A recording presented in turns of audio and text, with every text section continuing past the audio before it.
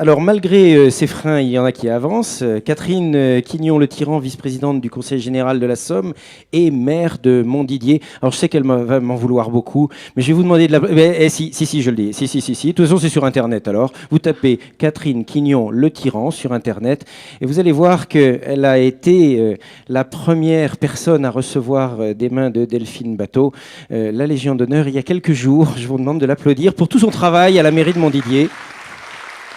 Oui, je sais.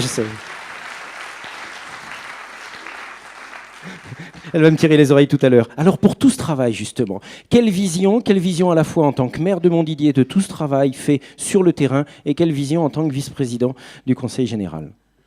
Eh bien, la vision, pour moi, elle est très simple. C'est qu'à tout ambitieux qui a une vision, il faut tenter de la conduire le plus loin possible parce que c'est possible. Lorsque nous avons commencé à la tête de ma municipalité, nous n'avions pas de moyens. Donc, se dire on n'a pas de rond, c'est une fausse réponse. Nous avions des enjeux avec une précarité énergétique très forte. Je suis dans une commune de la Somme, donc le climat est moins bon qu'ici. Il y fait plus frais, plus humide. Donc du coup, la précarité énergétique pourrait frapper nos populations très rapidement. Et en arrivant à la tête donc, de cette municipalité, on fait un constat avec une aide très très forte de l'ADEME. Et c'est en quoi il me semble que ça légitime désormais le partenariat dans toutes les régions institutionnelles avec l'ADEME pour l'aide à la décision. Si des élus ont des projets, il faut utiliser cette structure. C'est vraiment la première, à mon sens, qui peut être une clé d'entrée.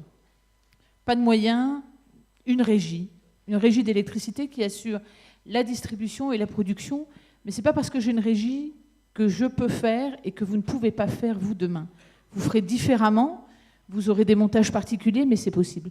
Donc nous avons pu d'abord travailler sur la maîtrise de notre consommation énergétique sur toute la commune. Actuellement, mes habitants, lorsque vous consommez 100, ne consomment que 93 parce que nous avons réussi à les associer à bon nombre d'opérations et du coup, les gestes, les pratiques, les coutumes ont évolué et en 10 ans, on a une baisse de moins 7. Ça n'est pas suffisant à mon goût, mais en tout cas, on peut encore aller plus loin. C'est déjà une amorce. Ensuite, nous avons travaillé sur notre éclairage public. J'ai aujourd'hui 350 points lumineux de plus qu'en 2001 et je consomme autant qu'en 2001. Ce qui veut dire que la vision que nous avions à l'époque de travailler sur les lampes mais aussi sur les réducteurs de puissance ont porté leurs fruits et aujourd'hui en France, bon nombre de territoires se sont dotés de ce mode d'équipement. Ensuite, nous avons été la première chaufferie bois de Picardie. Nous avons construit le premier réseau bois de Picardie. Premier réseau, économie pour le centre hospitalier, 80 000 € par an sur ses factures de chauffage.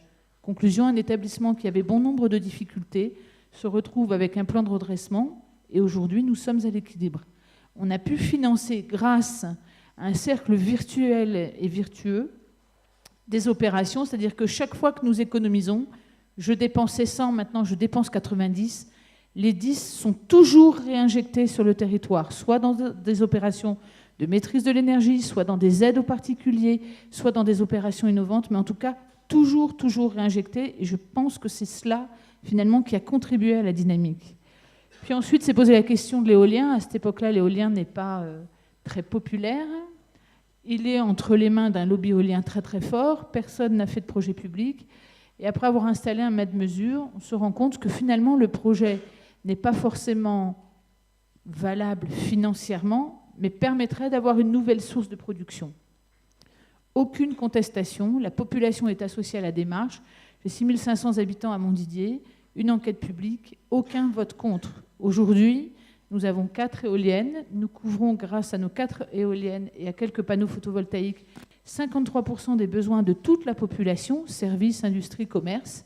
Et nous imaginons d'installer la première méga-éolienne en France, donc une éolienne de 200 mètres. Je ne dis pas que c'est chose facile, n'empêche que la population l'attend. C'est la première méga éolienne, hein, c'est ce qu'il faut dire. Hein, 7,5 MW de puissance installée. Il n'y a pas plus gros pour l'instant. Voilà, donc 200 mètres de hauteur, etc. N'empêche que la population souscrit à la démarche. Pourquoi ? Parce que chaque fois que nous avons fait des bénéfices, nous avons travaillé sur leurs factures. Aujourd'hui, la facture à Montdidier, la taxe municipale est 3,5% de moins que les autres dans notre département, que nous finançons donc l'acquisition de poêles à granulés bois ou d'installation de panneaux photovoltaïques pour faire du chauffage ou des chauffe-eau solaires. Bref, le client, entre guillemets, citoyen, devient acteur et se réapproprie les opérations. Alors, on ne va pas s'arrêter là. Pour nous, d'autres projets. Nous avons le projet d'une unité de méthanisation pour étendre nos réseaux de chauffage et diversifier encore notre outil de production. Et nous avons un gros projet qui vient d'être labellisé avec les contrats d'avenir financés donc par l'État, qui s'appelle le projet MITEC. Pardon, moi j'ai toujours ces mythiques, c'est la rencontre avec nos habitants. On étudie leur comportement et on essaye de les inciter par cela après à s'effacer, c'est-à-dire que dans les périodes où il faut aller acheter du courant sur le marché international à un prix très très cher, on va essayer, nous, de ne pas être des consommateurs et du coup de contribuer à cet effort qui évite à un moment donné qu'on ait des déficits aussi colossaux dans le domaine de l'énergie, tel que l'a évoqué Corinne Lepage. Donc voilà où nous en sommes, nous continuons. Et ce qui est assez marrant, c'est qu'au bout de 10 ans, on peut se dire que finalement, si une commune comme la mienne de 6500 habitants a réussi ce défi-là, bon nombre de communes en France peuvent le faire. Il faut avoir des partenariats forts. Si je n'avais pas eu, moi, la région Picardie à mes côtés, l'ADEME, l'Europe, puis le département, nous n'aurions pas pu être ces animaux de laboratoire. C'est vraiment parce qu'à un moment donné, le président de la région y a cru aussi en disant « je vais mettre un peu de moyens, je vais vous aider à faire des démonstrations », qu'aujourd'hui, la filière éolienne est en grand développement sur la Picardie. C'est encore grâce à cela que la filière bois s'est développée. C'est 300 emplois chez nous. Donc, mine de rien, ça relocalise aussi de l'activité.